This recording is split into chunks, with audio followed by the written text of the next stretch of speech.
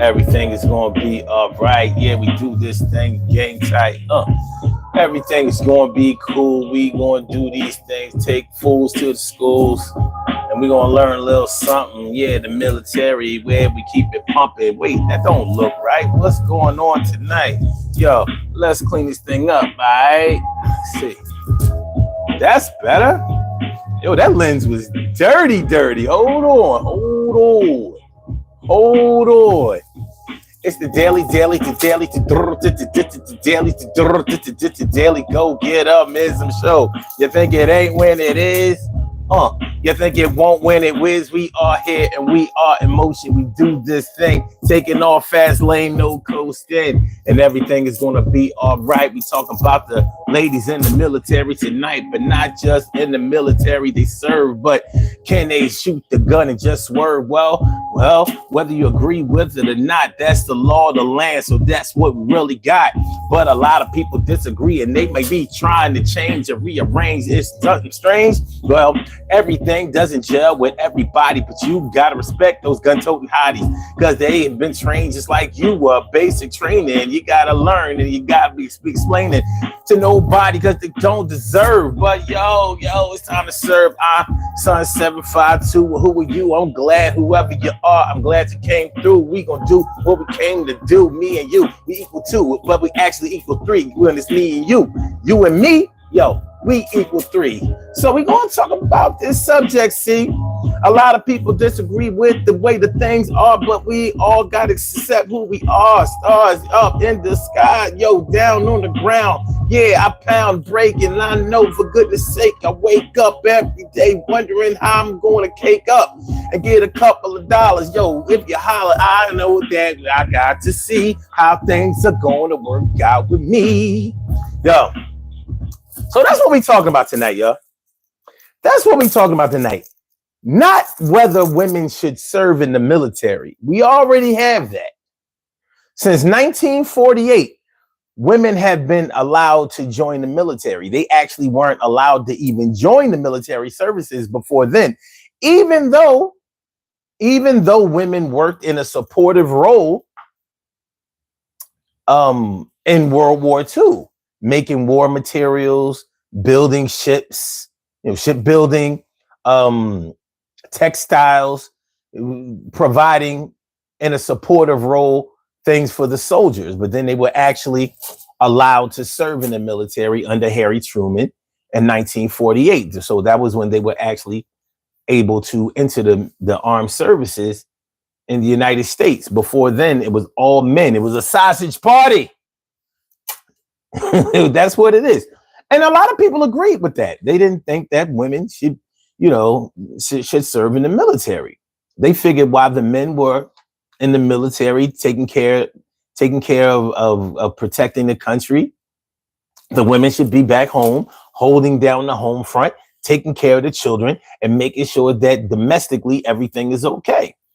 It worked out for a lot of people, but as time went on, women's suffrage movement and things like that.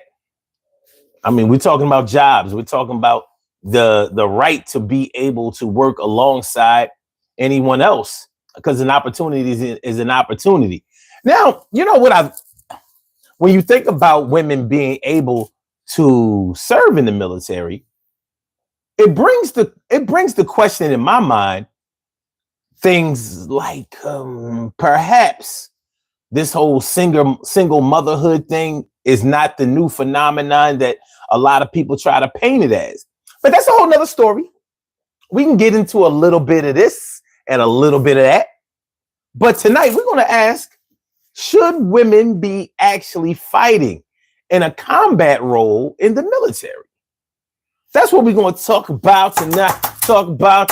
Yeah, we're going to really get it right. We're going to astral travel and put on our thinking caps and ask, yo, what's the haps? So what's going on, y'all? How y'all feeling tonight, man? Listen, this is the Daily Go Getimism Show. I'm your host, Son 752, a.k.a. Omar with the... And if you can't say Omar with the... But then you just say Omar with the R. What up? What up, Jed, man? My dude. How you feeling, my dude? And also T Carry, right, morning, noon, and night. It's always great to have my peoples going directly into your site. And Matthew Wilson, what's going on, son? It's good to see you on right on 3 days in a way, 3 days in a row, I should say. That's what's up. Good to see you, man. Appreciate you. And the single blackjack dealer. Oh, yes. Oh, yes. What's good? How y'all feeling? How y'all feeling? Oh man, Matthew Wilson says, no, not my beautiful woman. Honestly, I can understand how you would feel that way. But the law of the land in the United States is that women can not only serve in the military, but they can actually serve on the front lines.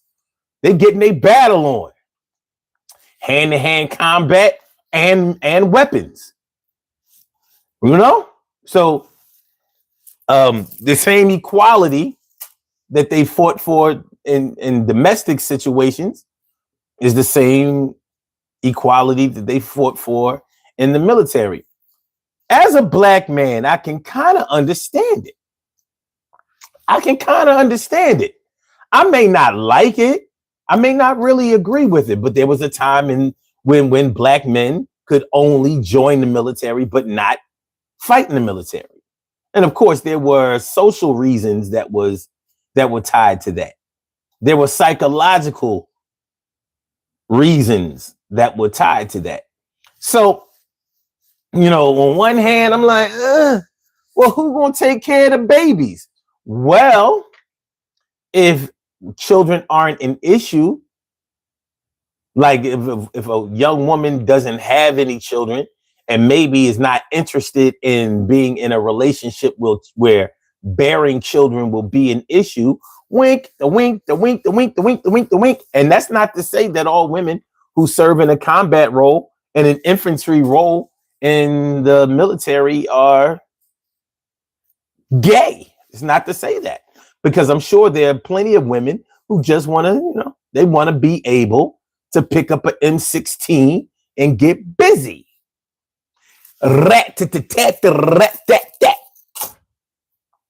Shout out to the M16. Cheryl Halsey, what's going on, my? Good to see me some. Good to see me some. I appreciate. Thanks for coming on through. Thanks for coming on through. Make sure y'all hit the like button, please. As y'all sashay and do your way on in here. Please just hit the like button, share the show, subscribe to the channel. If you haven't subscribed to the channel yet, we're going to have a good conversation tonight. So let's get it started. So what are your initial thoughts? What are your initial thoughts when you see a title of a show like this? What comes to your mind immediately? Whether you are a male or a female. As a female, I'm interested to know what y'all think. Many women have served in the military, but many women that I know who have served in the military never served in a combat role. I actually haven't met a woman yet who has served in a combat role. Well, they were only able to do so after in 2013. That's when women were allowed to serve in a combat role. Now, I think that there was some real politics behind all of that, because that was right around the time when we were having some extra conversation about the whole don't ask, don't tell thing during the Obama administration. Don't ask, don't tell. Well, that was actually left over from the Bush administration. And don't ask, don't tell had a lot to do with gays in the military, because as you know, until I believe it was the 2000s, when were gays allowed to serve in the military? It hasn't been all that long. Let me see. How long have gay people been allowed to serve in the armed forces? Since 2011. Another Obama administration thing. Now, wait a minute, because the don't ask, don't tell thing had been in place since 1994. I knew it had been in place before then. In 2011, it wasn't no more don't ask, don't tell. It was like, well, gay or not, gay or straight, you can join the military. It is what it is. I mean, y'all want to serve y'all country. Y'all want to get out there on the front lines. Y'all want. Now, when we talk about women actually serving in combat, and when we talk about gays in the military, you have to take some things into consideration. Because when I was younger, I used to ask, well, why can't gay people be in the military? And that was actually implemented by someone who was gay. You know what I mean? Them closet gays messing up the whole thing, out there pretending like they straight. So it was actually J. Edgar Hoover, the original head of the FBI. He was gay as a jaybird. He was LGBTQ before LGBTQ even thought about the rainbow. But he was hard as hell on gays.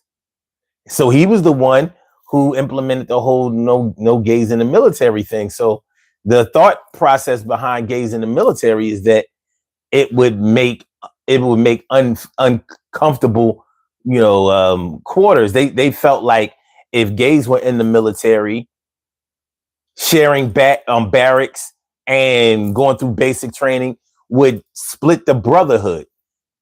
One thing about military training, especially the basic training process, where you basically are stripped down from everything and built back up, they thought that it would impede the brotherhood nature of the military if people were uncomfortable having to go through military drills hand in hand, arm in arm, which is required for the front lines and to be in war. So they didn't think it was a good idea to be in the military.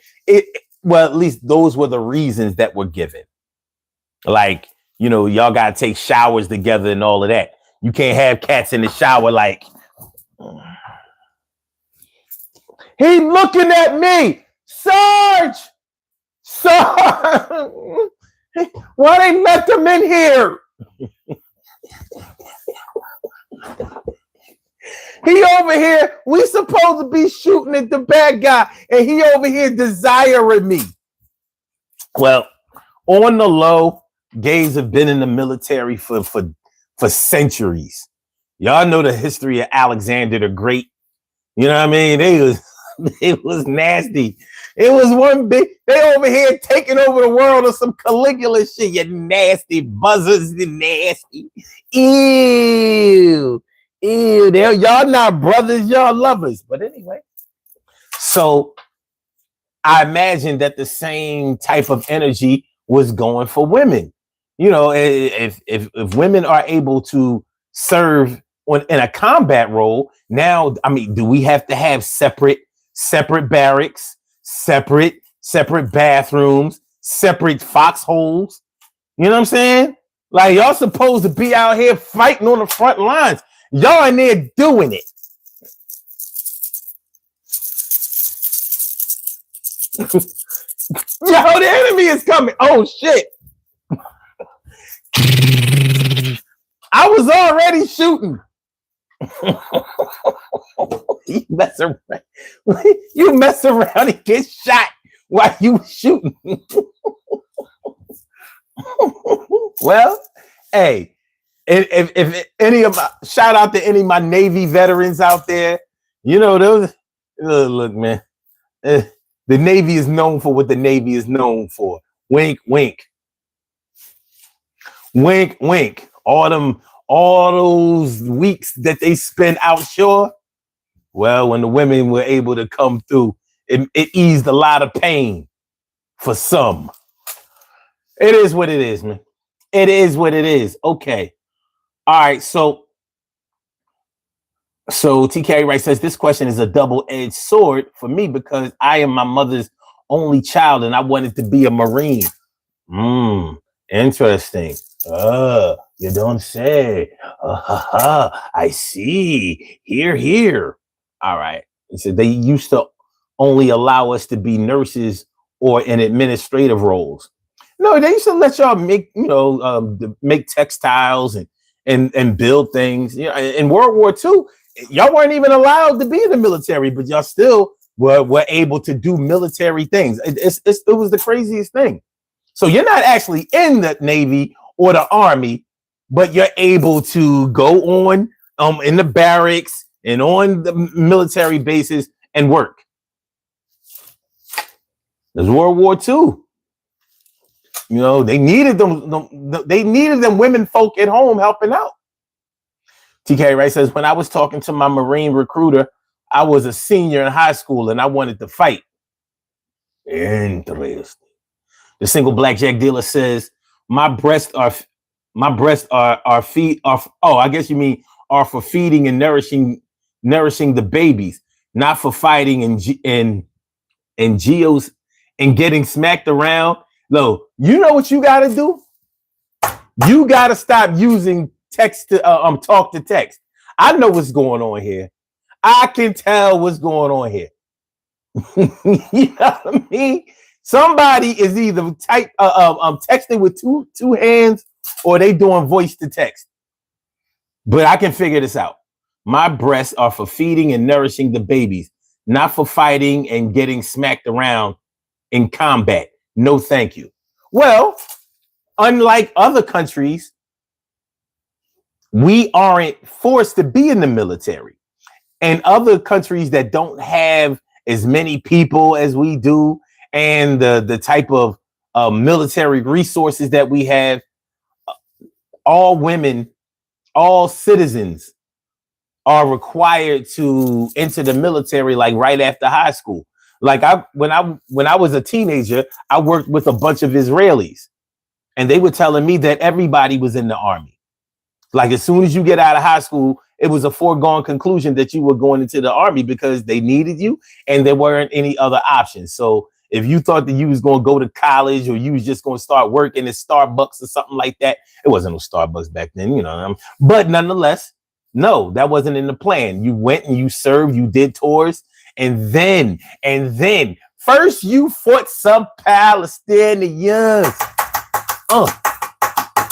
First, you was on a Gaza Strip. That's what you do. First, you had to kick some Arab ass.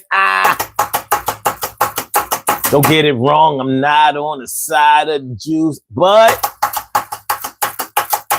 they was paying me the salary. They was giving me big checks and giving out respect.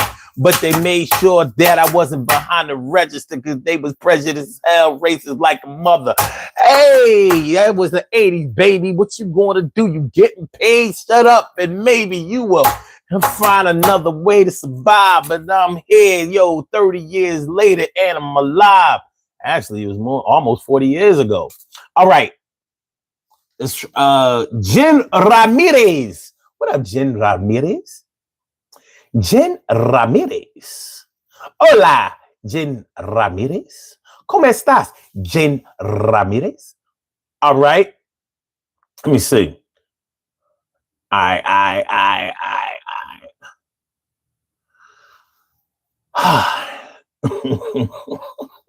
TK, right? What are those eggplants for? I don't know. Michi baby.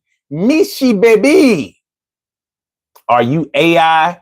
No, I'm more like Eric Snow. Let me see. Single blackjack dealer says, you know what I mean. I did know what you mean. You know what I mean? I can figure it out. I figured out, you know what I'm saying? Like I was good in reading class. I'm so thankful these days. Okay. He said he played too much. I was fixing my food and typing. Listen, I know what I know. I know what I know. Maybe sometimes I know what you know, but I don't know if I know what you know. But maybe this time I got it right. Maybe this time I got it left. I don't know. And TK Wright said, I said the Spartans were open with it. All right. Hey, I mean, listen, it goes down how it goes down. It goes down how it goes down. Oh, I see. We got some bitching going on tonight. Oh, it'll be all right. Be a man about it. So this is what we're gonna do. Let's go ahead and get dressed. Let's put the uniform on. Shall we? Let's put on the uniform. Let's do that. We will do that. All right, so. Get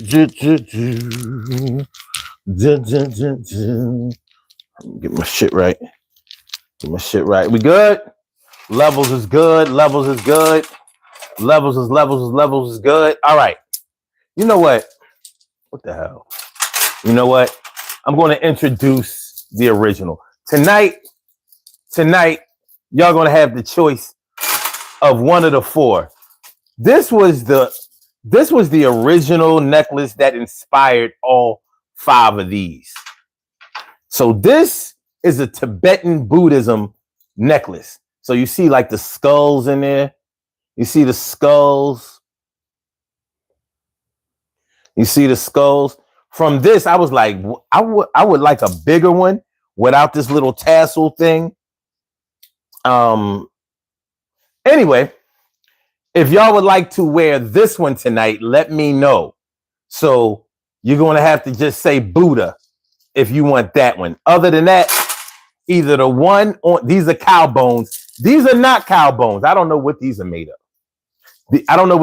of. But these are genuine cow bone necklaces. These, and these. So is it going to be the one on the left, the one in the middle, or the one on the right? TK Wright says Buddha. X-Ray Koala says Buddha. Oh shit.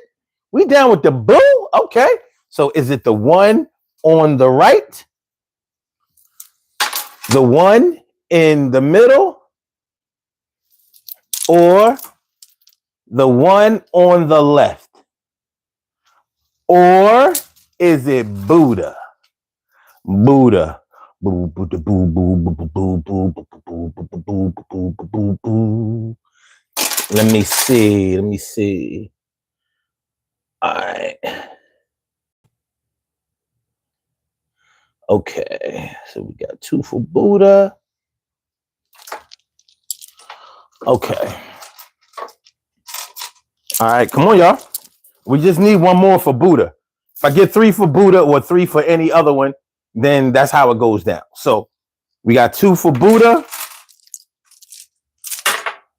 This is the one on.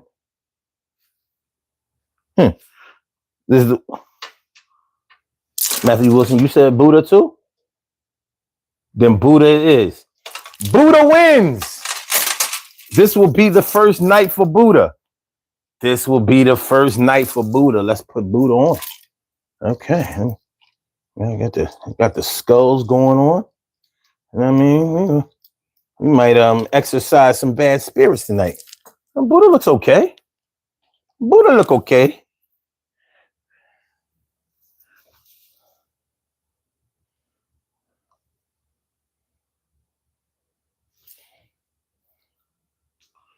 Okay. Check it out. Buddha's doing all right. Buddha looking good there. Look at that. Go, Buddha. You know what I mean? Exercise the demon. You have exercised the demon. Even got a shot of the keyboard in there. That doesn't normally show up.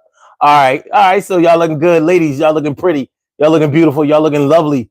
Looking sweet. Looking sexy. Brothers, you're looking handsome. You're looking debonair. You're looking suave. You're looking smooth. Got your soft stuff on. Everybody is good. Everybody's looking very, very, very, very, very, very, very well turned out tonight. Everything is all right. Take a screenshot or give me what you got to take a screenshot. Or you like it a lot to take a screenshot. Yo, everything is real good. Everything is going to be all right. It's understood. That's what's up, man. Let's see. 99 shooting Papa says, going crazy with the bees. You know how we do. So we talking about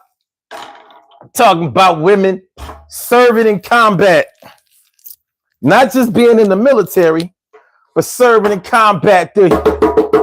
Serving in combat.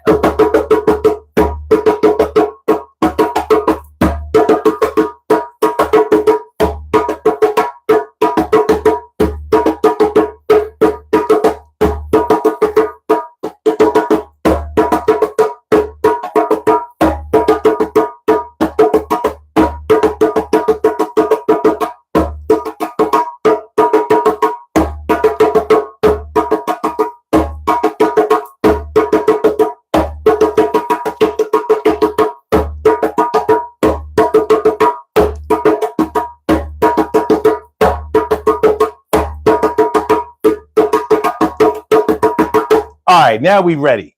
Now we are fully ready, fully equipped. Let's talk about this shit. Should women serve? No, not serve. Fight in the military. Should they? Now, when you think about women fighting in the military, you have to think about your mom. You have to think about your sisters. You have to think about your woman, your girl, your wife. You got to think about your daughters. You got to think about your girl cousins that you grew up with, like sisters. You got to think about your homegirls from around the way. You know, all of the ones that you liked when you were growing up. Any woman that you've dated. Women fighting in combat. For some people, they may think. For some people, women fighting in combat, they may think that takes away from their femininity. But in an equality type of situation, that can't be called into question. That's almost a, none of our business type of thing. But you kind of have to ask yourself, what would make a woman want to fight in the military? Anybody who fights on the front line or who engages in war in the military role is forever scarred. The PTSD does not only apply to people who have been on the front lines or the ones who have actually been hurt or have been exposed to endless casualties. Any and every person who has fought or has engaged in combat is going to be affected with some type of PTSD. It doesn't necessarily mean that it will block you or stop you from being able to live a functionally, a good life. But there will always be some type of effect that it has on you that you probably won't forget. You know what? We have the lines open tonight. You can call in tonight. So let me get that popping.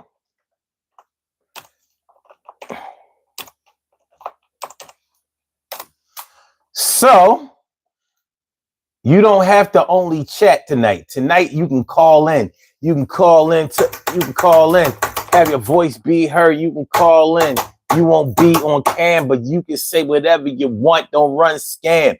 Sometimes people call in just to troll, but you can call in. But there is no toll-free number. But if you want to get on in and have yourself getting expressed, yo, none can test. And I think that the time has really come for you to dial those 10 numbers and get some. And list 319-527-6199.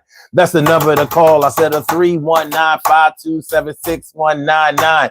Yes, y'all. I said a 319-527-6199. Yeah, get on the line. I said a 319-527-6199. Yeah, get your shine, baby. Get your shine, baby. Get your shine, baby.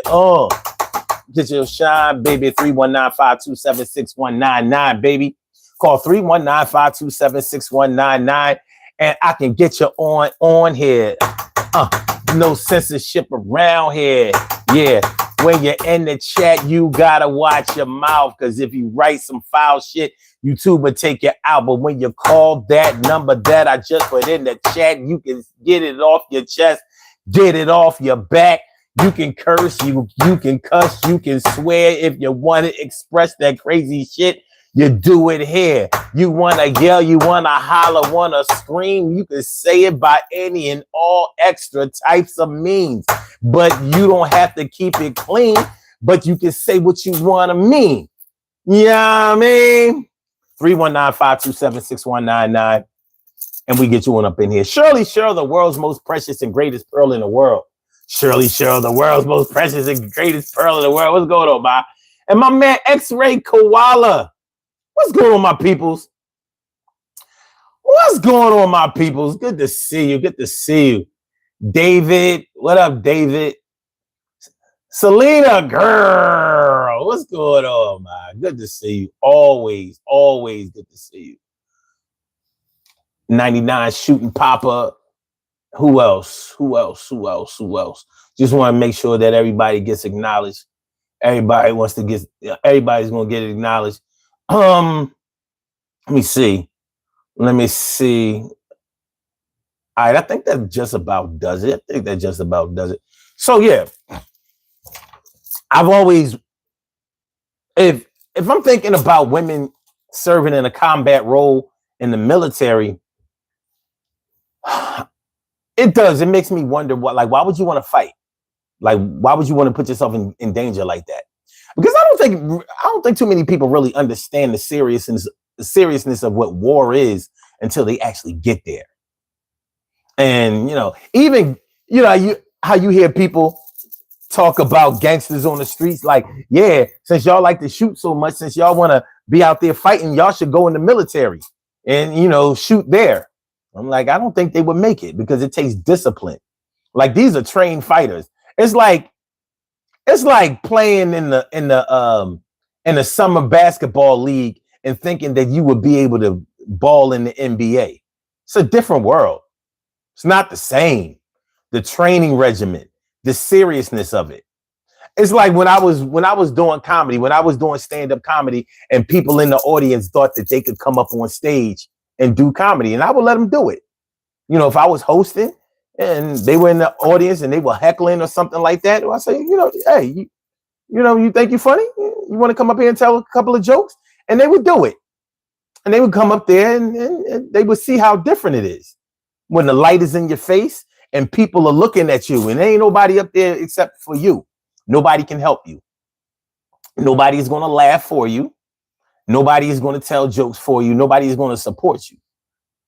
And it humbled a lot of people. And they realized, yeah, maybe I need a little bit more practice at this, because it's one thing to just be funny on a basketball court, funny in the playground, funny at your family functions, funny in your classroom, funny in the auditorium, at assemblies and all that kind of stuff. It's a whole different animal when you're up there and people have actually paid to laugh and they're going to be mad at you if they don't get a chance to. It's different. Pressure, baby. So when you start talking about women being in the military, you're talking about a pressure situation where people are trying to kill you. People are trying to kill you. Yeah. And that is actually the ultimate goal. You have but one job in the military, in combat. To kill. Like there's nothing else. That over there is the enemy. We are not taking prisoners. We are not there to scrape their knees or bust their lips or crack their ribs. We are there, like if there are 2,300 of them, we only want about 30 of them left. That kind of shit. And the other side feels the exact same way about you. Like they are. See, especially in the United States, because no foreign wars have been fought in the United States. We have had the luxury of never having to fight on our native soil, which gives us a false perspective of how war is conducted and how people feel about invasions, occupations, and being disarmed or actually having to arm yourself, defend yourself, or proactively take out others. It's different. No foreign wars have ever been fought in the United States. And it's to the point where we couldn't even imagine what it would be like. We have never seen a foreign military uniform in this country. So other dignitaries, diplomats, foreign leaders, if they came to the United States, they didn't come in their uniform. They didn't come, you know, with their uniform on, with their flag, their emblems. None of that. None of that. Street clothes, baby. You gotta put a suit on or something. You know, wear some jeans. But what you're not gonna do is give our people any type of symbolism foreign to think that they could ever, you know, step foot on this continent. Well, in the United States, because we can't speak for Canada or Mexico. So, and we have fought in Mexico. So technically, Texas is Mexico. So is California and Arizona and New Mexico. But nonetheless. So when you think about women wanting to fight in the military, you know, this ain't MASH. This is not Platoon. This ain't Full Metal Jacket or The Deer Hunter or what are some other war movies? Bridge Over River Kwai or Hamburger. Was it Hamburger Hill? Was it Hamburger Hill? I believe it was. That was a Vietnam war movie, right? Yeah. So what do y'all got? What would motivate women to want to fight in the military? Now, keeping in mind and bearing in mind that that's already law of the land. Women do fight on the front lines now in the military. They've served. Many of them have had casualties, had limbs blown off and all of that kind of stuff. You know, and they fought to be able to fight. So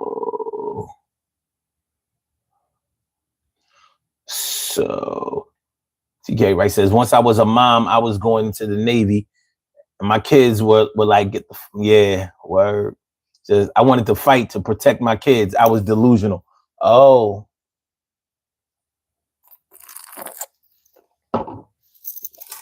You were an American.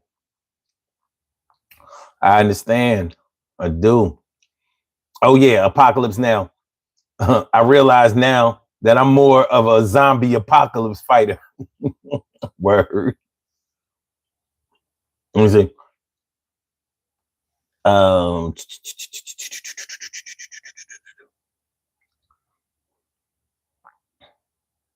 Matthew Wilson says, what about Mexico cartel? Well, that wasn't a war. I mean, you're talking about the Alamo and all of that, the Spanish American War. But depends on how you look at it. Let's see. TK Wright said, which foreign war was fought here, not counting the Revolutionary War? There aren't any. There aren't any. All right.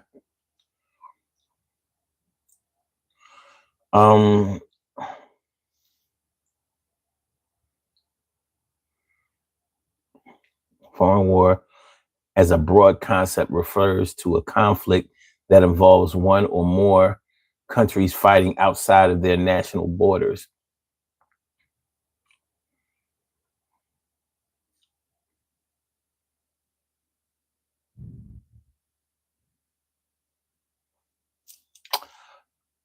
The bottom line is we don't fight wars on American soil.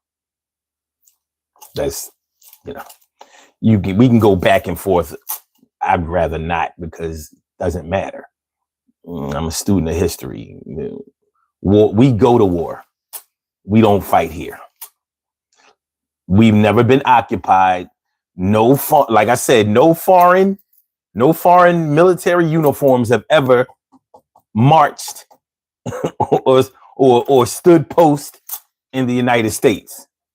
We just don't do that.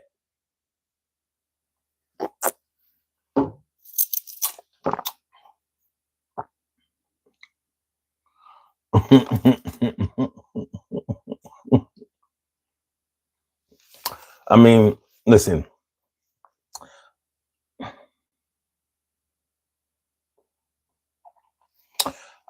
Yeah.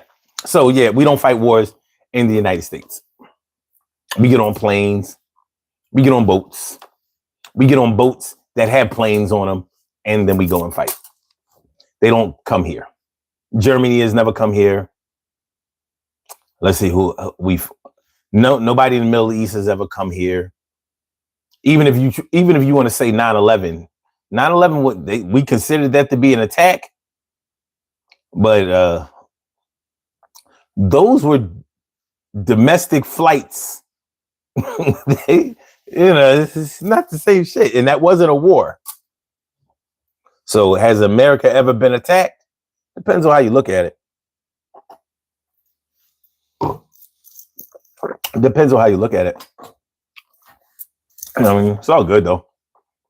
I mean, you can think what you want to think. Just be wrong. Happens to the best of us. So women fighting in the military. Do any of us have any relatives that, any female relatives that have fought in the military? Because I know a lot of women who have been in the military, a lot. But I don't know any that fought. Now, if you joined the military anytime before 2013, you didn't fight. Was it 2013? Let me get it straight. Let me get it right. Get it right. Get it right. It was either 2000. Oh, yeah. It was 2013. It was definitely 2013. Women were allowed to serve in the military in 1948 under Truman, and they were allowed to fight in combat in 2013. So that's the law of the land. Now, one of the reasons that I thought this show up is because there's been a lot of talk lately, politically, about whether women should be able to continue to serve in the military. So if certain people are going to be placed in, or should I say appointed to certain positions where the military is where control of the military is going to be their job, and they're saying that women shouldn't be able to fight.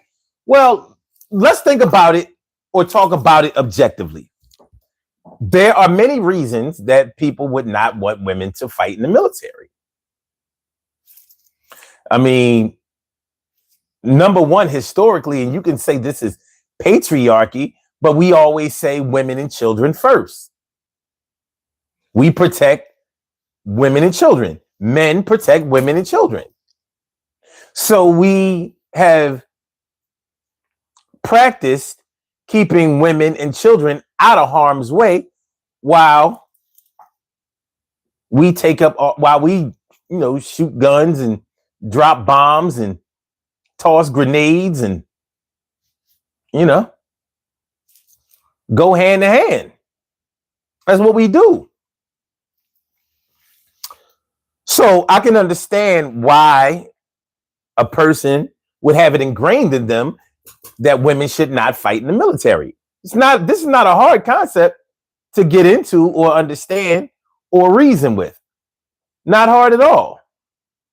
However, I can also see how on the flip side of things,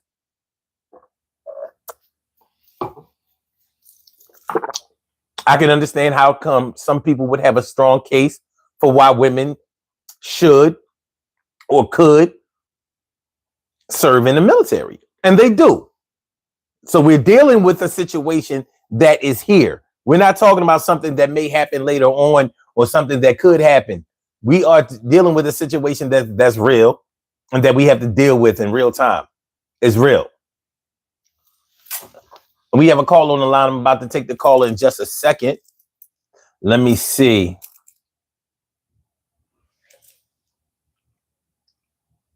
Crazy Steve, you?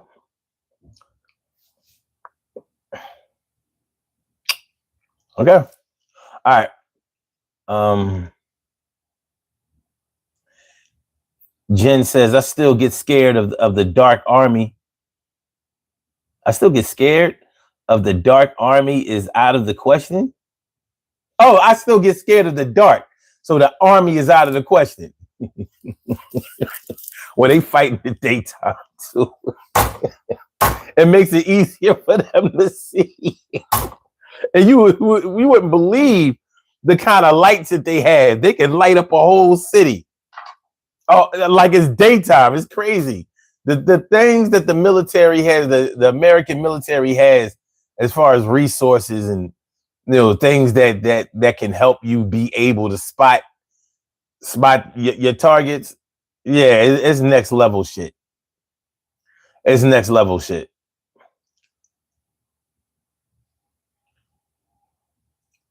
Well, let me say this. Let me say this to Crazy Steve.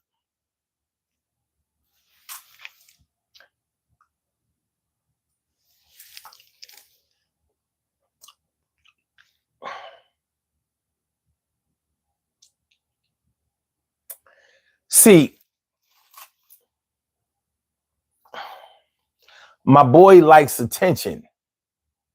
So if y'all don't pay him attention, he'll go making another account and come back posing as somebody else. I'm not supposed to know that, but I do. So he's already gotten his acknowledgement, so he'll probably stay. But if nobody talked to him, he would go get another account. So it's all good. It's all good. All right. So we have a caller on the line. Caller with the last numbers 4828. Welcome to the Daily Go Getimism Show. Thank you for holding. What's on your mind tonight? What's good? Hi, I'm not going to say on my mind too much, but I did want to ask you a question. When you say, should women fight in the military, are you talking about someone who dresses up like a woman and calls themselves, who identifies as a woman? No, I don't talk like that. Or are you talking about? Well, but no, I'm just saying, when it comes to this subject, you have to take that into account. Okay, but you asked what I'm talking about. Who identify as women, and there are people who were born as women who now identify as a man and feel like they can go into the military. Like, where does all of that fit in this grand scheme of things? Okay, all right. A couple of things. I don't acknowledge people who identify as shit. I'm sorry. You know what I mean? I'm saying that's you personally, but I mean, if we're talking about it on a grand scale, well, how would that work? The U.S. Armed Forces doesn't recognize that either, so they don't deal with that. They haven't progressed that far. We're not there, so you have to be a natural man or a natural woman going into the military. This ain't MASH. This ain't MASH where where dude was just something like that. Yeah. What was his name? Oh shit. I don't remember. Yeah. But no, it ain't none of that. So the military they're not there. In the military, they still do things very, very patriarchal and traditional. So every woman every woman who serves is a real woman with vagina and everything. None of that. We not playing no games. And every man is is penis equipped. I'm not saying that's what should happen. I'm just saying that the way that things are going, I'm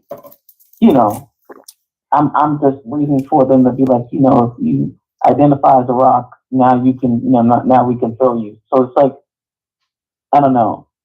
I just don't know which way things are Well, no, if you identify as a rock, you can play in the Wizard of Oz. Ask me how I know.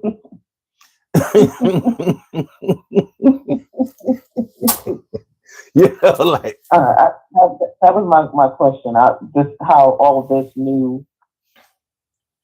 Well, it's a valid in a subject like this, No, it's a valid question because you really have to wonder if the women, if women requesting to serve in the military, it did follow gays being able to be out, to be openly gay and join the military, where it wasn't like that before.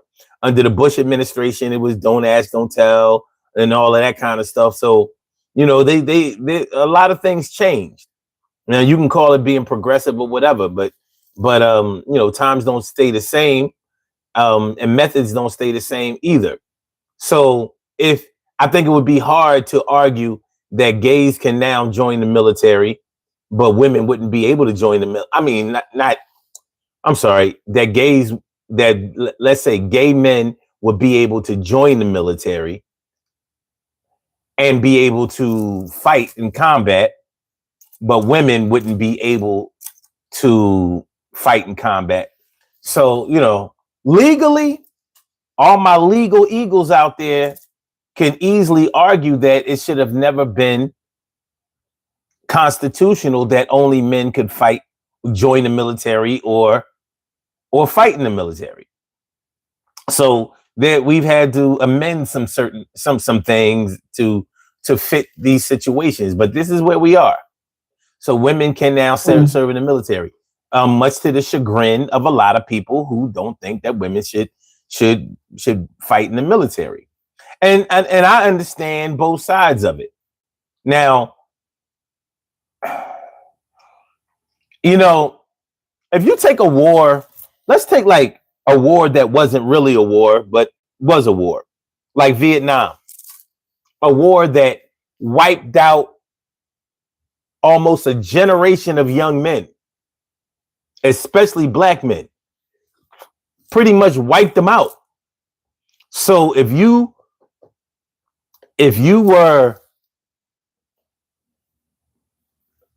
of age anywhere between 16 and 29, somewhere between 1963 and 1974, 1975, there's a good chance you did not come home.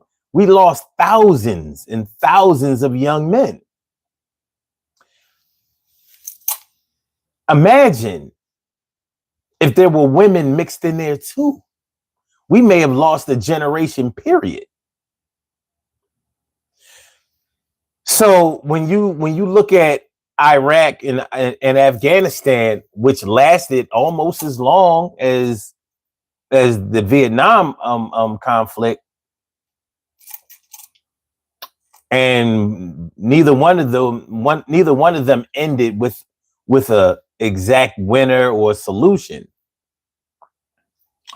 But in Afghanistan and in Iraq, we didn't lose nearly as many soldiers as we did in Vietnam.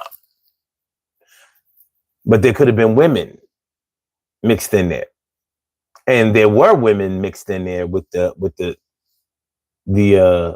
Iraq Afghanistan situation, because we were still over there when women were allowed to fight in combat, and many women have fought. Let me see.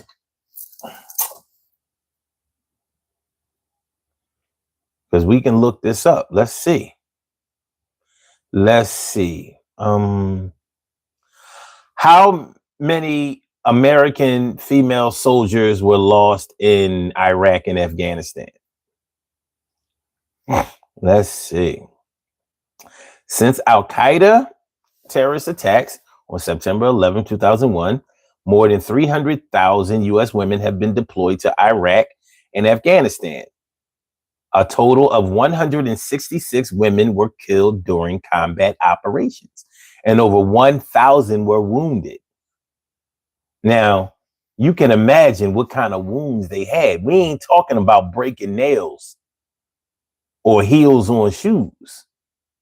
We talking about shoulders being blown off.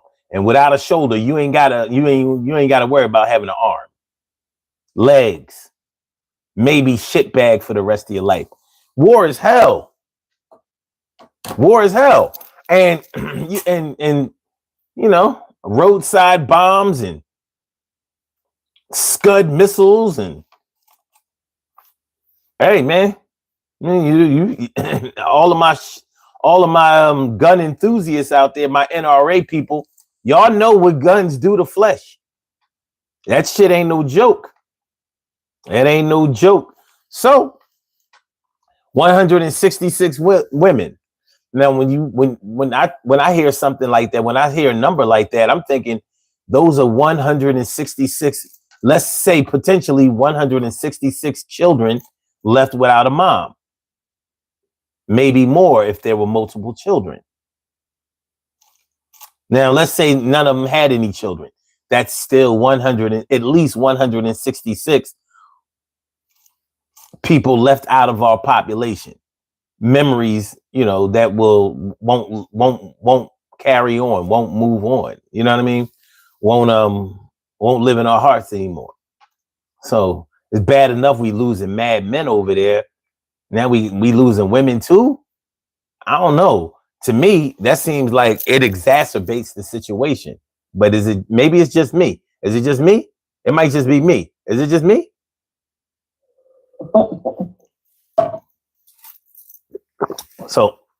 So that's what I think about when I think about women serving in a combat role in the military. I'm like, man, can't y'all just like work the computers and shit? You know what I mean? Like, like we could train you to do all of this shit just in case they kill all the men. I need y'all to take up arms. But I don't want y'all on the front lines. But hey, shit, I mean, women are already so emotional. Just you add war to it. Like you have to think about the fact that most women don't even know how to argue with their significant other in a logical way. Just having that type of mindset, I just don't think that the front line is built for any and every woman. I just don't. All right, let me address something real quick. I'm sorry.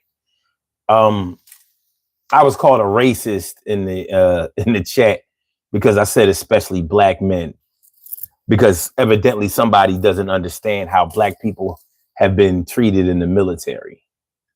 And when you were talking about the Vietnam War, evidently some people don't understand the imbalance of casualties that impacted the black community in Vietnam War. I don't think some people understand that. I mean, not only because they're stupid, but because they are very, very nearsighted and just don't understand shit. So let me give a slight history lesson. When like black men weren't allowed to serve in a combat role until World War II, when we were well into World War II, after the whole Pearl Harbor thing and all of that. So that's number one. And as we served in World War II, we were still treated like second-class citizens. Now, maybe you think I'm just belly aching. So let me explain what I mean by second-class citizens. We were given almost no roles as a higher level, high-ranking soldiers. So about sergeant was as high as we were going to go, even if we were educated. So you didn't see like black captains and lieutenants and colonels and generals. There was none of that shit. The army was fully segregated before Franklin Delano Roosevelt desegregated it. It was fully segregated. White soldiers on this side with the good facilities, resources, and treatment, and black soldiers on this side being treated like shit. And even after the desegregation of the military, the POWs, the German POWs, were carried on the train in the decent part of the train, while the black soldiers who fought for this country and who could be argued that the United States would not have won without the black soldiers, because that's how skilled they were and how enthusiastic they were to be able to finally get a chance to fight. They took full advantage of their opportunities. They were vicious fighters. We've always been. But we had to ride in the caboose of the trains in the Eurail, while the POWs rode in better accommodations than black American soldiers. So yeah, when I point out the disparity, the race disparity in the military, I'm speaking from a historical perspective, not a personal one. So whether you know that, I don't really give a fuck. Whether you accept that, I don't really give a fuck. But it is what it is. You can't change it. So when I speak like this, I'm going to keep speaking like this. You don't like it? Well, fuck you. I didn't like it either. And neither did my grandfathers and my uncles and any of my ancestors. They didn't like it, but they had to deal with it. Now you got to deal with me being able to spread the word. Now, I would encourage you to pick up a book and read about it, because there's plenty of information, you know. So that's the history of the United States military.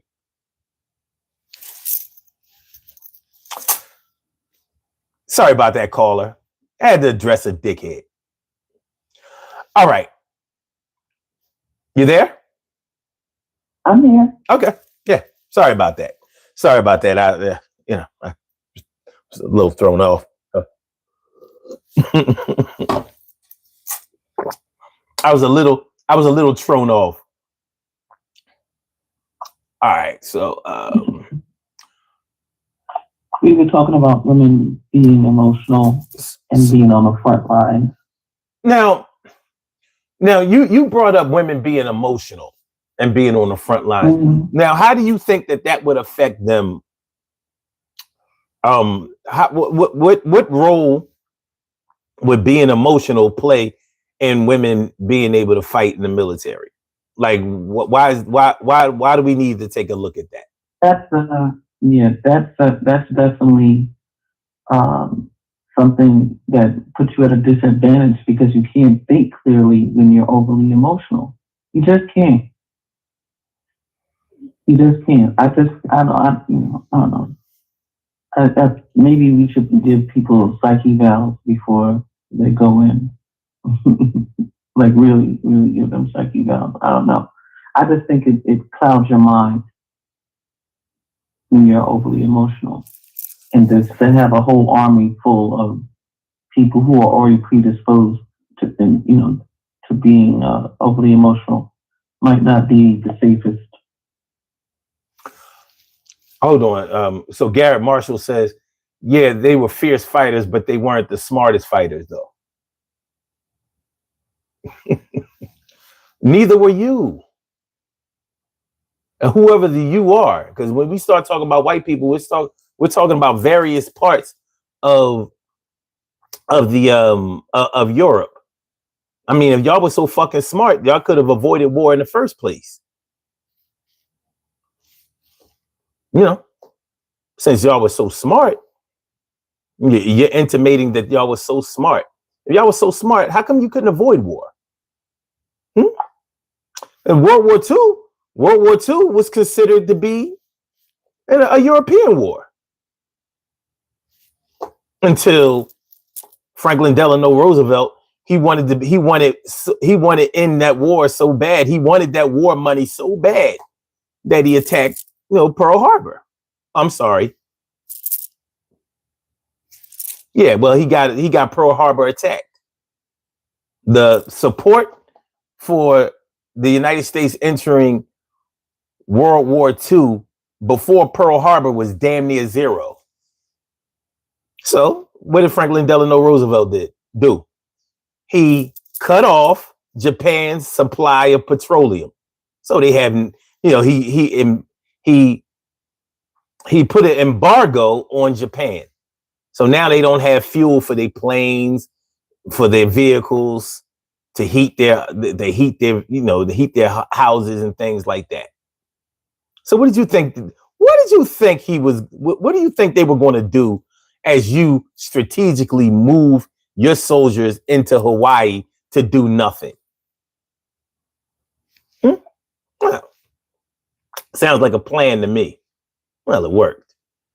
But the bottom line is American soldiers was getting their fucking asses kicked in World War II until they let the black soldiers in.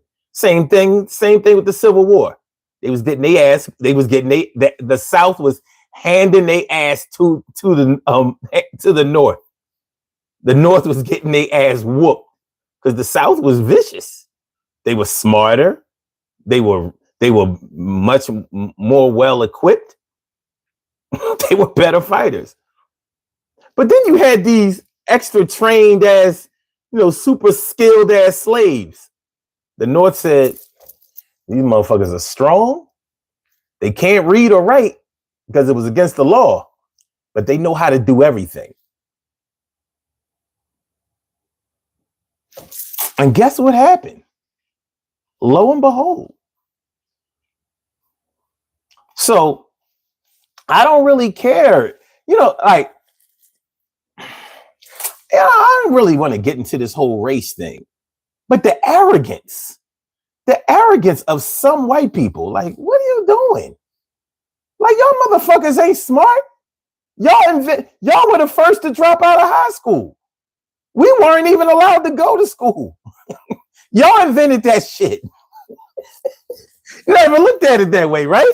Y'all literally invented dropping out of school. I bet you never thought of it that way. Like, wow. You said, but where are you now? No, where are you now? Because I'm in front of this camera. I make a really decent salary. My family is intact. Life is pretty good for me. Where are you? Because on my way home tonight, I live in Philadelphia, and I had to drive past this section of the city called Kensington. You may know it. It's a drug-infested area. You know what I mean? The whole fentanyl, the whole opioid crisis thing. And it's not black people. You know who it is? I'm going to give you a guess. So trying to pretend that all white people are rich or well-to-do or educated, you come to the wrong place, because I've gone to school with white people all my life. I have white people in my family. Yes, I do. So I've been able to, be rub elbows with you. I learned what you learned. I know what you know. I've been in your houses. Met your moms, your dads, your sisters, your brothers. Yeah. So, yeah. I know. You probably wished I was a dummy, but I'm not. And you talking about I'm triggered. I'm not triggered. I'm giving you information. You're giving out bullshit. You were the one on defense because I mentioned black people. And now you're trying to say that I'm triggered. No, but I'm addressing you with information. Everything that I've talked about has been informative. I haven't called any names. I haven't indicted anybody. I'm giving you information that you can verify, that you can research. I'm giving history that you don't know. And I know you don't know history because I went to school with white people and they don't know history. The difference between black people and white people in America is this. White people don't know their history, but they figure that they are part of a history that they should be that they should be proud of. Black people think that they are uneducated as well, and they don't know their history, but they think they have a history that they should be ashamed of. And both of them are dead wrong. Black people have no history that they should be ashamed of. They didn't even have control of it. And white people don't have a history that they should be proud of because they've been treacherous and they've really won by subtraction. So if I can oppress everybody else, then I look good. You know, and it's not all of you. It's not. It's just a few dickheads.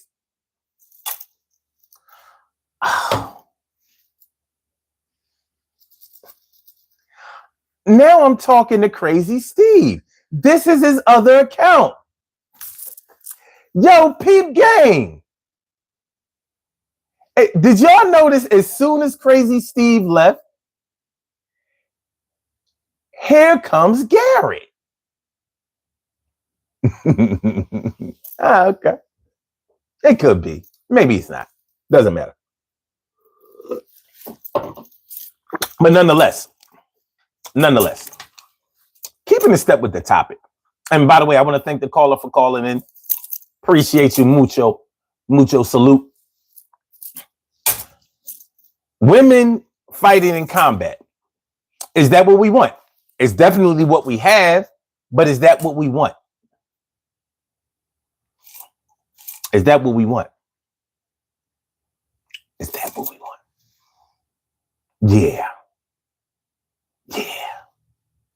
Yeah. Garrett Steve. Yeah. Okay. I got it. All right. Matthew Wilson says, it is Steve. It is. He's not going to admit it, but you're not that smart. He's not. He's not that smart. But yeah, so women fighting in the military, that's the law of the land. There's nothing that anybody is going to be able to do about that. However, there's a politician. Well, he's not even really a politician. He's actually a Fox News co-anchor or whatever, a Fox News host. And the illustrious King Trump thought it would be a good idea to appoint him as Secretary of Defense.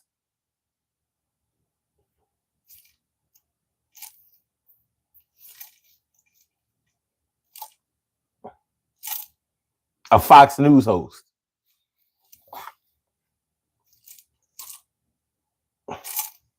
You want to talk about DEI hires? They should call it DIE hires, because that's what's going to happen to everybody with these stupid ass appointees.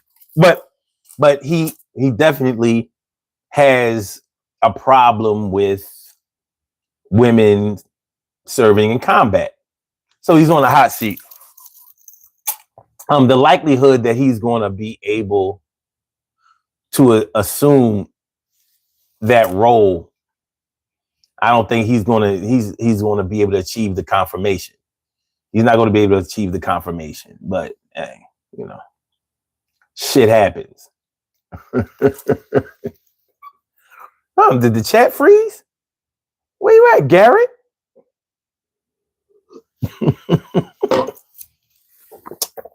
Where you at, Garrett Steve? Steve G, where you at? Where are you? Where are you? Okay. So yeah. So okay. So oh, by the way, hit the like button. Please hit the like button, share the show, subscribe to the channel if you haven't subscribed to the channel yet. This is the Daily Go Getimism Show, and we are talking about should women fight in the military? Should women fight in the military? But they're already doing it. But if your daughter, if any of you have daughters who are of age, old enough, or getting to the age where they are interested in joining the armed forces, now it's not a situation where they're going to be safe. Years ago, when women weren't allowed to serve in combat, you know, women going into the military was really just it was a good way for women to be disciplined and to get good jobs and training. And that's what the military is excellent when it comes to, you know, training people and people being able to be structured enough to be able to get jobs later on in life. Many people are very productive after they go to the army. And you know, this is a sidebar. But I want to ask y'all about this because it was on my mind. What do y'all think about people who join the military and never come back home to their home state or their hometown? I've known people who have joined the military and they never came back home. They may have come home to visit a time or two, but for the most part, if you want to catch up from with them, and you knew them from around the way, you better catch up with them online. I hope you have their phone number because they didn't come back home. Now, I've always wondered, like I said, this is a sidebar. I've always wondered what people's perspective of that is. Do you think that people who go into the military and never come back home, do you think that, you know, they have contempt for their upbringing, their home life? Do you feel like they have left their home life alone or behind because they didn't have an appreciation for it? Or could it just be innocently that they have gone into the military and, you know, found a better way to live, a better life to live? And you know, they could have gone through major changes. What do y'all think about that? What do you think about that? Maritza Arberg, what's going on? I haven't seen you in a while. So good to see you. It's so good to see you. What's going on, ma? Good to see me some you. Good to see me some you. All right. What do y'all think? Do y'all know people like that? I've known a few people like that. I could argue that my older brother was kind of that way. You know, he's come back to Philly to visit a few times, but for the most part, he's left this world behind. This part of him, a lot of people join the military, and once they're finished, maybe they have careers in the military, which would get in the way of them being able to come back home and spend a lot of time. But you know, and because they get a chance to see the world, they may have found better places, better living conditions, things that may have jived better with their spirit to live in instead of where they grew up. Because you know, when you're born into a place, you don't have a lot of control about your environment or, you know, how things happened around you. You know, you were born into something. So what do y'all think? What do y'all think about that? What do you think? Thank you, Maritza. Thank you so much. Virtuous Reality says Jesus is the only way. The only way? Come on, man. Nah, I ain't mad at you. It's all good. It's all good. Let me see. TK Wright says, then there's that. Nothing wrong with that. We don't know what kind of home life was waiting or not waiting for them. That's true. That's true. And she also says, I would have been that way. I ended up not going back home anyway. Interesting. Interesting. Very, very interesting. Interesting. Very, very, very, very, very interesting. Yeah, um, virtuous reality, you got to slow down. I understand that Jesus is the only way, but you only need Jesus to be the only way, only one time. You know what I mean? You know, YouTube, if they see spamming, you know, they can shut down your whole channel, or at least the live for the time being. Matthew Wilson says, this guy, Jesus, spamming. LOL, that you, Steve.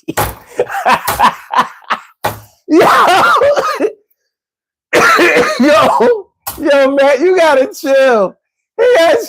Yo, Matt is the Steve, is the crazy Steve of police. He like, wait a minute, is that you, Steve? Is that you? You creeping up again? Did you just make this account? Let's go see. Let's see. Let's see. Oh my God, you gotta chill, son. You gotta chill. You gotta chill. Let me see. Let's see. Nah, that's probably not him. That's probably not him. He's been around for a minute. He's been around for oh shit. Oh shit. Steve 2017. Garrett 2020. Oh my God, this shit is this is he the Steve police. Yo, Matthew just got down with this channel this week. This is what's up. Oh my God. Oh, he gave me a good laugh. That's you, Steve. Any suspicious behavior. Steve, is that you? Is that you, Steve? You know, we're gonna start doing random pat down searches. Steve, is that you? You got any Steve drugs or contraband on you? It probably is. I have two names that are that old.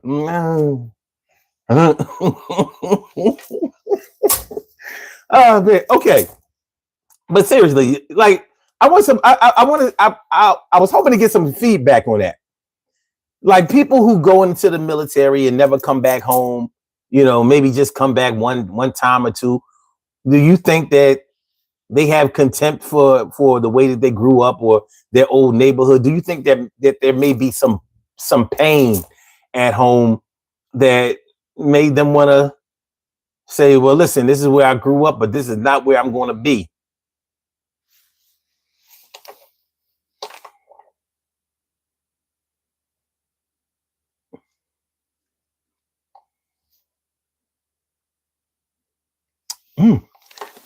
Interesting. Virtuous says, ask Jesus to show himself to you. He will fix your anxiety, your depression, everything. I was atheist, hardcore. Every answer you have could be answered. Just ask for a real encounter. Okay, cool. Be genuine. Okay, all right. I'm glad I met you too, Maritza. I'm glad I met you too. But yeah, man, you know,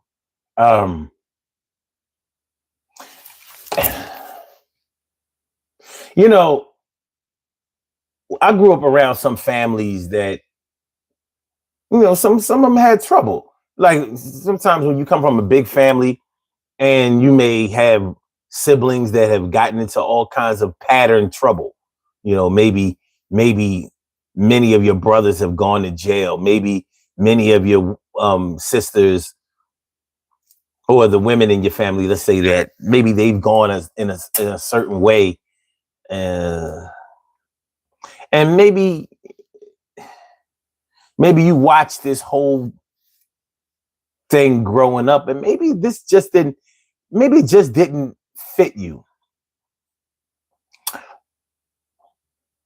And you know, the funny thing about it is, try to follow me with this because I don't want to get too far off track. But when you think about somebody who is trans, you know, somebody who identifies with the opposite gender, so they were born into one gender, but they feel like they should have been born into another gender. Is that a lot different than coming from a family that does everything different than you would do in a family and feeling like you should have been born into another family?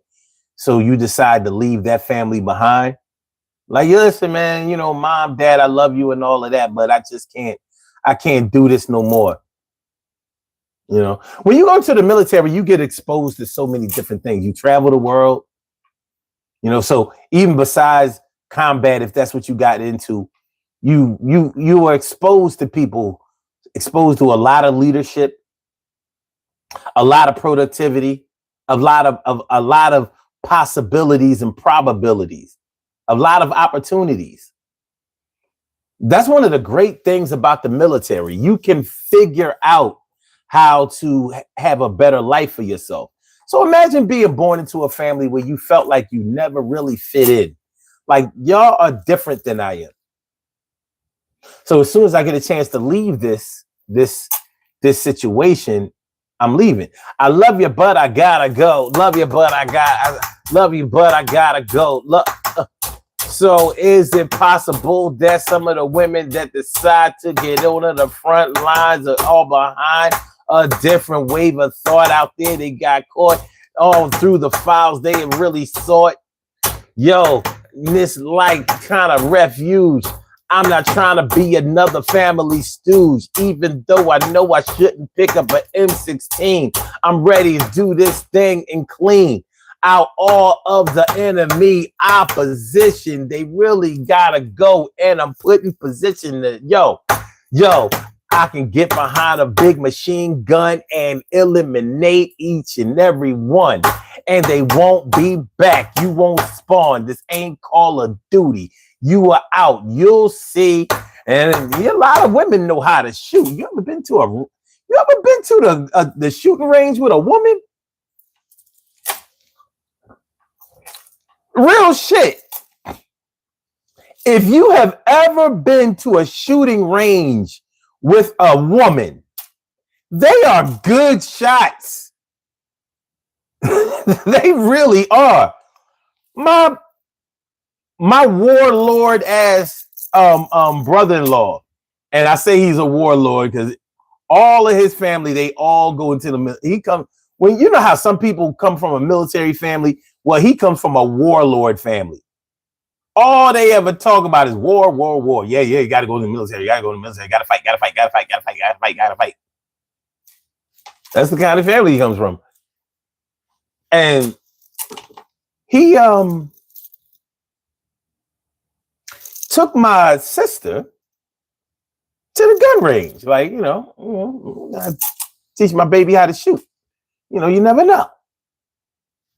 He said she one-handed targets, bow, bow. She busting off 45s like they 22s. You know, 22. The barrel absorbs all of the recoil. So, you know, a 22, you can aim easier because you're not going to have any kickback. Well, he says she's doing this with 38s and 45s and 40s. Like, so brought the target back like, yo, you are literally killing shit. Headshots, heart shots. You taking out all of the internal organs and shit. He will never digest a meal with you know after you get finished with him. So, but that's not the only story I've ever heard of women being very, very good shots in the military. I'm sorry, at the shooting range. So I imagine that in combat, they would be extremely useful with being able to shoot. What do you think? Matthew Wilson says she's straight gangster. I don't know if she's gangster, but she can shoot.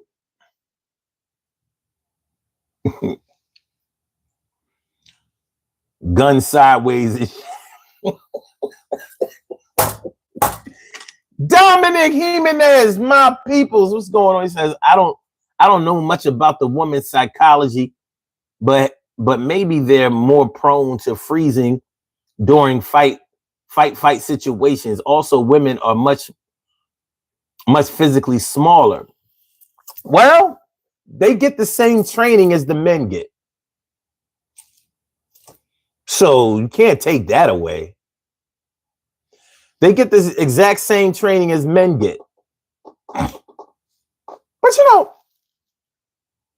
how many of y'all are old enough to remember the movie An Officer and a Gentleman with Richard Gere and Lou Gossett Jr. and Deborah Winger? And y'all remember the movie? It was one of my favorite movies. We used to watch it all the time. And an interesting thing about the movie was there was this female sailor, because it was the Navy. So they were doing pilot training. And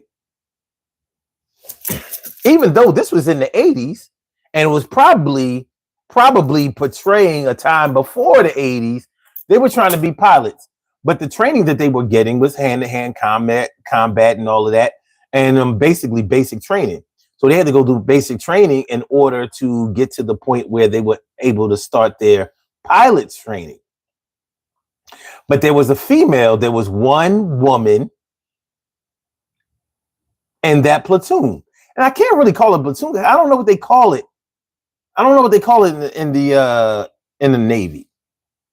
I only know Army and Marine terms, words like soldiers. And the Navy, they won't allow you to call them soldiers. I'm not a soldier, I'm a sailor. I'm like, well, okay, you're a sailor. But if you're trying to fly a plane, are you a sailor or are you a pilot? Anyway, so she was going through the same military training as the men were going through. But is that considered basic training? Is that considered military combat training? Cheryl Halsey says, very good movie. It was. Love lift us up where we belong, where the eagles fly on a mountain high. Some hold on to used to be, live their life living behind. All we have is here and now. Great movie, great soundtrack. Well, that song was, real heartwarming type of joke. Yeah, we used to watch that movie all the time, over and over and over and over and over. That's right, Cheryl. Very good movie. One of those. I miss the movies back in the day. They had a lot of replay value back in the day. You could watch a movie over and over and over. It was good shit. Hit the like button, y'all. Make sure y'all hit the like button. Hit the like button. Hit the like. Please hit the like button. Please hit the like button. Yeah, do it now. Please hit the like button. You know how. All you gotta do is hit the like button. You do it right now. All of a sudden, it helps the channel grow a little bit. We ain't gonna go all the way into orbit, but it will help it grow. You gotta start at 1, and you might get to 100 before it's done. So I appreciate you, and if you appreciate me, hit the button 1, 2. It's an easy step. You ain't gotta practice nothing. All you gotta do is hit the like button. All right. Thank you. And once again, if you would like to call into the show, the number to call is area code 319-527-6199. And we're going to have a new number coming up soon. Because the streaming service that we use for the phone number is going belly up. They're going out of business soon in January. So I've done the work, and we're going to have a new phone number coming soon. Want to know what the number is going to be? You want to know what the new number is going to be? This is going to fuck y'all. The new number, 267-847-1949. That's the number to call. I said it, 267-847-1949. Yes, y'all. I said it, 267-847-1949. It's coming real soon. I said 267-847-1949. You can talk to me and I can talk to you. Yeah, you know how we do. We probably premiere it this afternoon or soon, probably, definitely before June, before the weekend comes. We'll be on the one, maybe Thursday or Friday night if we get right. And this will be a number that will be reliable each and every show. So there will never be any more shows where I don't know who's going to the phone line. There's somebody right. That's going to be left behind. And it'll be a higher quality, like the calls will be crystal clear. You know, like with Blog Talk, when people call in, the sound quality is less than ideal. It's less than ideal, but soon the quality will be in the higher ranks. So I am ready. Are you ready to 267-847-1949? Y'all know I picked the number that had the 9 as the last number. Yeah, y'all know I did that. I said, listen, I need a number that has a 9 on the end. That's what I need.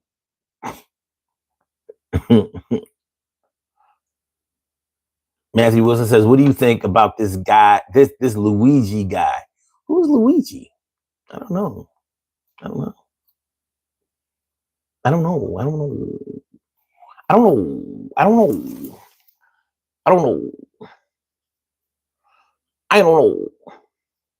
So Dominic.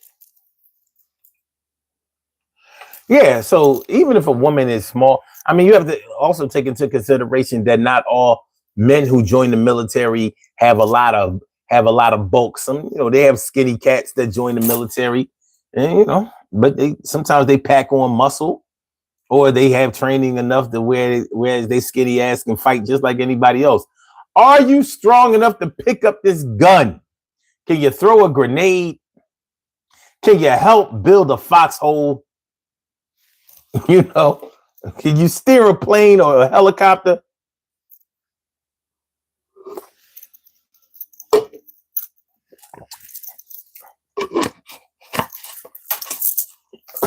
That's probably what I would have liked to have done if I went into the military. Like, yo, I want to drop the chopper. I'm just going to come rescue motherfucker. Or if it's an attack chopper, you know how that go. Just be mowing them down. Dominic says, I'll buy pizza from anyone named Luigi. I don't know, man. Who is Luigi? I know he was a character on Donkey Kong or Mario Brothers. It was Mario and Luigi, right? Mario and Luigi. I don't know.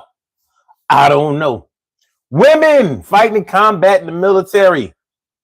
I wish I knew at least one. But I don't know any. I don't know any women that actually fought in combat in the military, but we probably won't be able to say that in about 10 years. Now, they've already been fighting on the front lines for 11 years. They started in 2013, and now it's 2024 with a few days left. It'll be 2025, so, they got 12 years in. That's how it's going down. But it was actually June 14th, 2013, when they got their rights to fight. You gotta fight for your right to party. I don't know, man. I mean, when women started wanting to do things like boxing, hey, man, whatever a man does or wherever we see male dominated areas, there's always going to be somebody who's going to want to challenge that. And that's not a bad thing to challenge tradition all the time. It's not always a bad idea to challenge tradition. It's not a bad idea. Sometimes that's actually the thing to do. This is some funny shit though. This is funny as hell.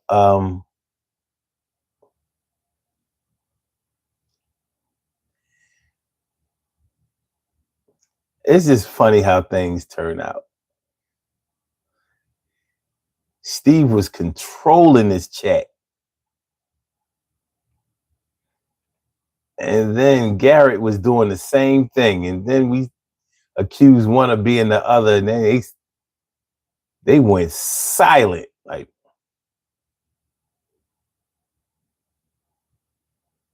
did he find my IP address?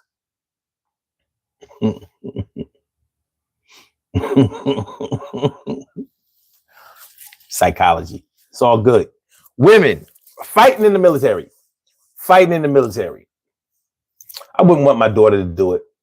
I wouldn't want any woman close to me putting themselves in a compromising situation like that.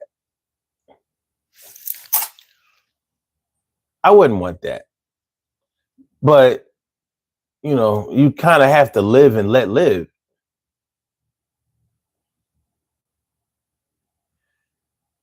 I want to put y'all on to something. This is random. When we did, all right, if y'all look at the shows we did this week, the shows that they flagged, that YouTube flagged this week, were Internet Love and Loss and Popularity in Music versus Talent. They flagged both of those shows. And both of those shows were clean. Now, when we did the Jay-Z situation, I was like, there's no way they're not going to flag that show. No way.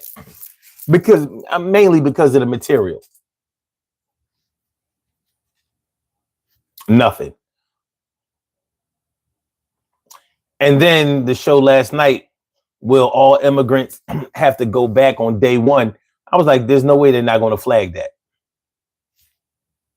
Well, guess what? When you see this, you kind of get an idea of what they consider to be acceptable and not. But it's still confusing to me. Popularity in Music versus Talent, these were clean shows. That was a clean show. And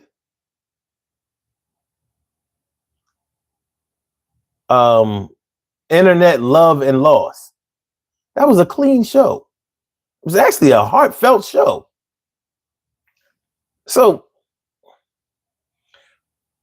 the way that things are with the advertisers, and it's just weird.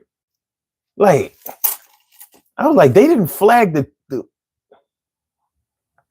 well, even they flagged it, but I disputed it and won. The other ones, I disputed them and lost. I was like, why would I lose? Well, I lost. So they put limited ads. So I don't know. I don't know, man. It's a little weird. It's a little weird. Let me see.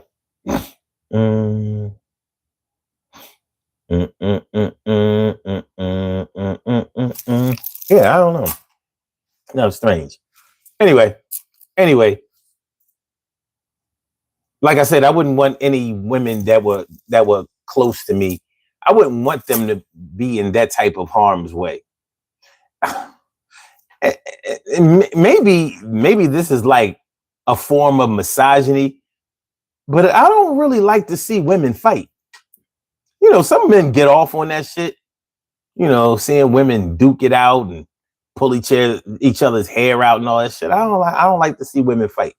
Whether they know how to fight, or whether they just fighting like a girl. I don't like to see that shit. I don't like to see it. And I think that one of the reasons I don't like to see it is because I know that when women allow themselves to fight out in public, it has an effect on children. You know, they'll see men, they'll see the fathers or whatever, they'll see them fight and may not necessarily picture themselves do that. But it's almost like when you see your mom fight, that gives you the green light to be able to fight. And I don't think that there's anything wrong with a little well-placed violence. But one of the reasons I don't like to see women fight is because, and I might be off base. Y'all may totally disagree with this. But for some reason, when I see women fighting, it looks more violent to me. Mainly because, and it could be just because I don't want to see them get hurt. I don't like to see women get hurt. I don't like to see them in pain. You know, like I don't put my hands on women, and I don't want to see them fucked up. So, you know, you see a woman, I mean, you see a fight where you see a woman beating the shit out of the other one, and I'll be like, it's always so one-sided. Like, I've seen videos of this chick swinging the bitch around by her hair. Literally got her off the ground. Like, you know how you grab a child's arms and you swing them around, you know, with their feet off of the ground. You literally swinging them in air. I saw a chick do that to another chick by her hair. And I was like, oh, God. Nobody wants to see their chick get all shot up. And that's what fighting in the military has the potential to do. So I don't know, man. Is it me? Because it very well could be. It could be me, but I don't really want to see it. I don't really want to see it. Let me see.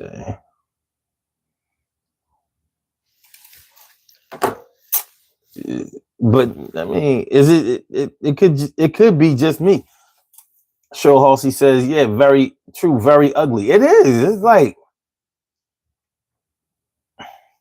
and people put out those videos and they think it's cute.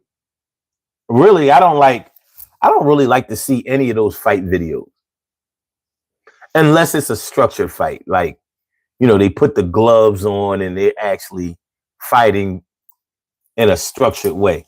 Other than that, random fights on the street. I know people feel like it's a vindication if like a bully or something like that gets their just desserts.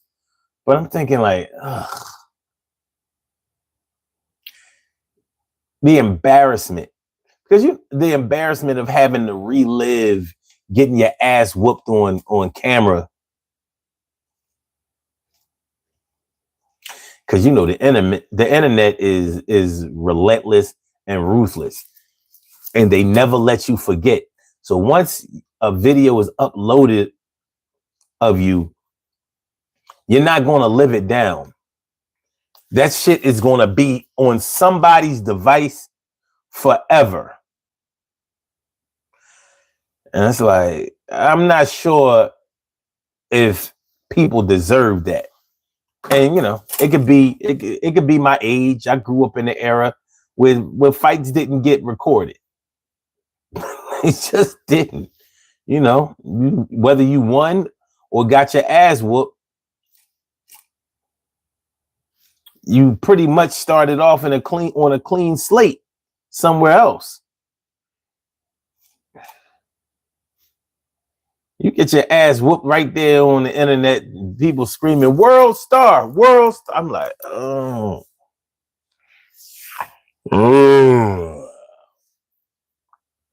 No good. I don't think this I don't think that's a good look. I don't. Melissa, you coming to see me? Well, come on. Come on. Show me what you got. But yeah, I don't know. So women fighting in the military, I'm like, ugh. If anybody in your family has ever come back from any war, and and they got a Purple Heart or something like that, they were injured in combat, and you see the effect that it has on them, you're thinking like, damn, men are expected to sort of buck up, man up, and deny the pain of that situation, the psychological situation and the physical situation.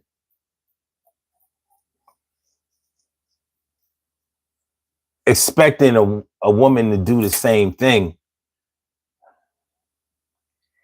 Not sure. I'm not sure if that's something that I would want. I don't control it, evidently. But from my standpoint, now, I'm not saying that, women have to be barefoot and pregnant in the house and not have anything to do with directly contributing to American freedom or exceptionalism. Well, I just don't want my baby girl being shot. I don't want her to get shot. No shrapnel for my baby.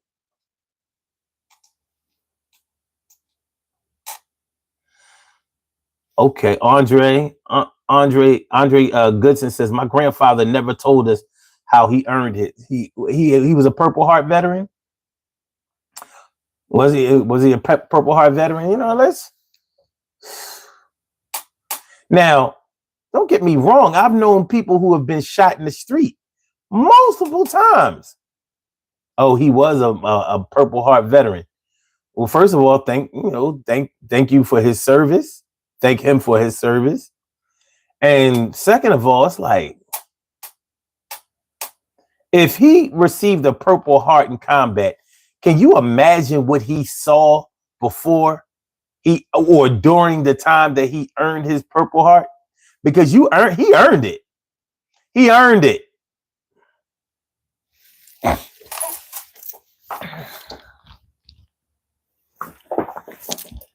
many of y'all remember the movie Platoon? It's my favorite war movie. Platoon came out in 1986. Starring Charlie Sheen. It was about the Vietnam War. And one of the scenes near the end of the movie, one of the guys stabbed themselves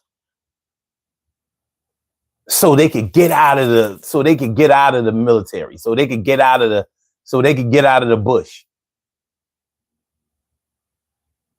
You remember Hamburger Hill? Well, the reason that I like Platoon, because Platoon seemed, I don't know, for me, it had more flavor. Like, I liked Hamburger Hill and I liked Full Metal Jacket. But to be honest, what do we really like about Full Metal Jacket? We liked the scene where the drill sergeant, pretty much, was blown to bits by a soldier that he was berating.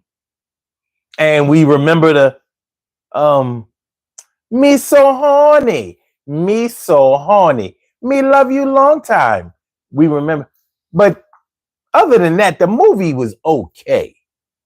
Platoon kept you engaged because it dealt with the war within. It dealt with with one platoon with two companies that were infighting, where they're all supposed to be fighting the enemy, but one sided with one sergeant and the other one sided with another sergeant, and it put everybody at risk.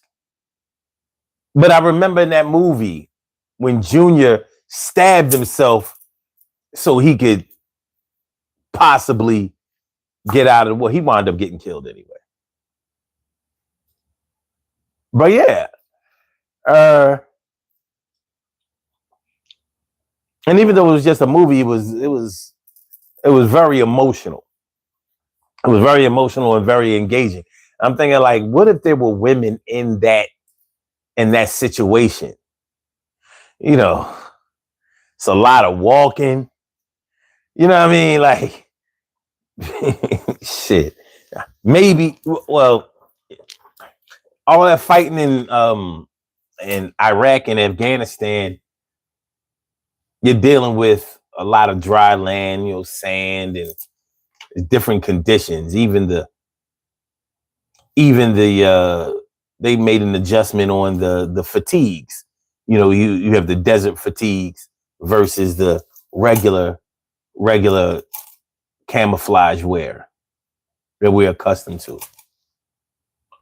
And so in Afghanistan and Iraq, even Iraq, the first time in Operation Desert Storm, you didn't have to walk as much. In Vietnam days, and those World War II and World War I days, they were fighting in the trenches. Trench warfare. Americans weren't used to trench warfare. That shit, we weren't doing good in World War I. That's why we talk about World War II all the time, because in World War I, Americans like, this trenches shit. We ain't doing nothing here but getting muddy. We just getting dirty. We can't fight in this shit. Trench warfare. This shit was nasty. But yeah, there's a lot of walking, carrying heavy equipment and shit like that. We didn't have the kind of vehicles that we have now. It was a different time. World War I, cars were this wasn't a time where most people had a car. I mean, World War II was barely that either. Did you ever watch China Beach? No, I never saw China Beach. Is it good? Hello world, what's good?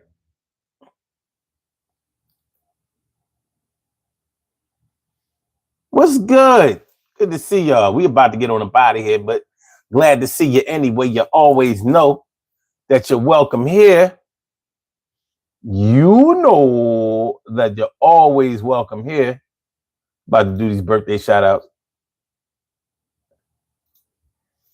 And then we gonna get up out of here very, very soon.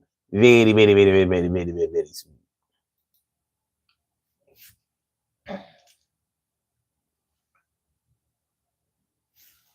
China Beach, huh? Let me see. Let me Google China Beach.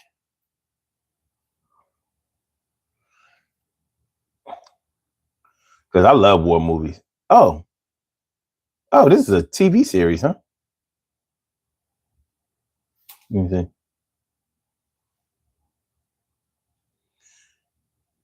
Oh, wow. China Beach is set in an evacuation hospital, USO, during the Vietnam War. Nurse Colleen McMurphy is the principal character, pining for her true love. All right, okay. Looks a little interesting. I'm gonna check it out. I hope it's not like bubble gummish though.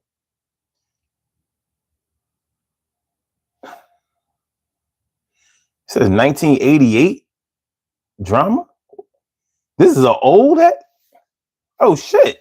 This is an old ass show. I never heard of it. I never heard of this. In that case, I don't know. That makes it a lot different. First episode, April 26, 1988. Wow. Okay. I did not know. Let's do these birthday shout outs, yo. We have some birthday shout outs to do. Some people were born on this glorious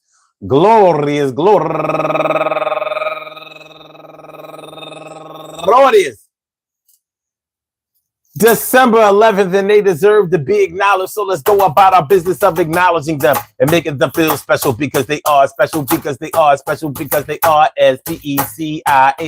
Look at the RESPECT, SPECIAL. Look at the RESPECT, they are SPECIAL. Look at the RESPECT, they get number one out the box. Roxy Love, happy birthday to you. And also Rosetta Watson, happy birthday. And Bruce Carter, happy birthday. And Nay Underrated, happy birthday. And Unified Barber Parlor, happy birthday. And James Thomas and Rocky Millage, Rel Alston. And last but not least, my cousin from New York City. New York City, my girl SCLJ, and the S stands for Savannah, my girl. Go get her, Savannah. I want to say happy birthday to all of y'all. And I hope that today finds you all in good health, happiness, mind, body, soul, and spirit. And that goes out to each and every person out there born on this glorious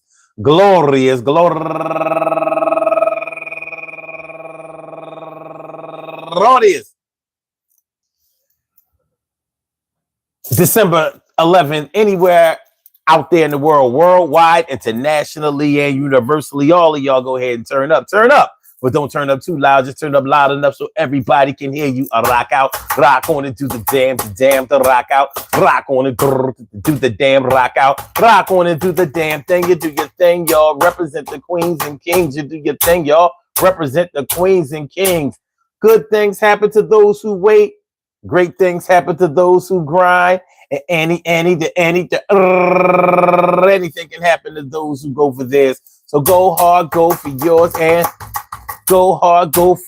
and remember, well, women in combat, that's where we at. You can't take it away because that's the way that we play in this country, in this town, in this city. You can't get with me.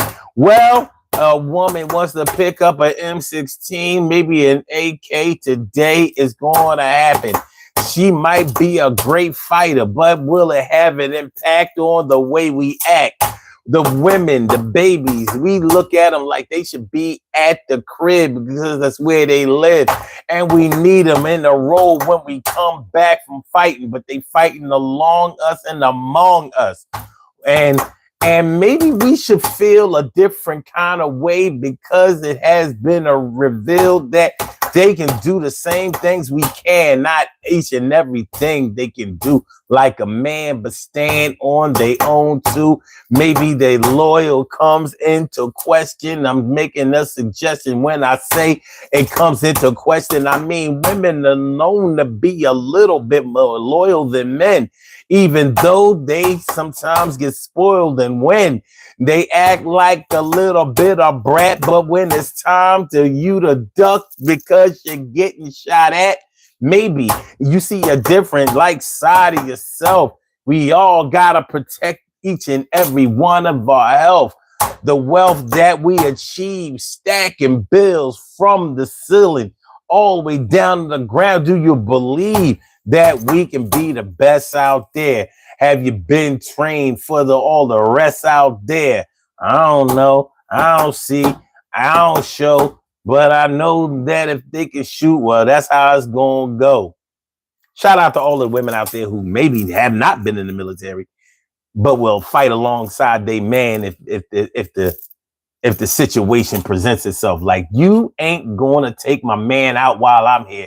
I cut you with a scalpel. He got cut. She got him in the juggler. You know what I mean? But anyway, peace to all my day ones, my everydays, and my brand news. I love y'all to death. Resuscitate y'all. I love y'all right back to life. We will be back tomorrow night, 2 a.m. with another daily go get him, get him show. So make sure y'all come on through. We can take off our uniform. Yes, we can. Take off our uniform. Yes, we can. Y'all had on the Tibetan Buddhism beads. Will we see it again? Will we see it again? Quite possible. Quite possible. Thanks everybody for coming through. Make sure y'all hit the like button. Make sure that y'all share the show. Make sure that y'all subscribe to the channel if you haven't subscribed to the channel yet. So, get a little loose and good. I'm good now. All right. Blog Talk, we gonna get you out of here. Yeah. And for my YouTubers, you know just how we do, but thanks for coming on through. See you on the other side. I said, on the other side, my boobers. Peace, y'all. Hit the like button, share the show, subscribe to the channel. Holla! Peace.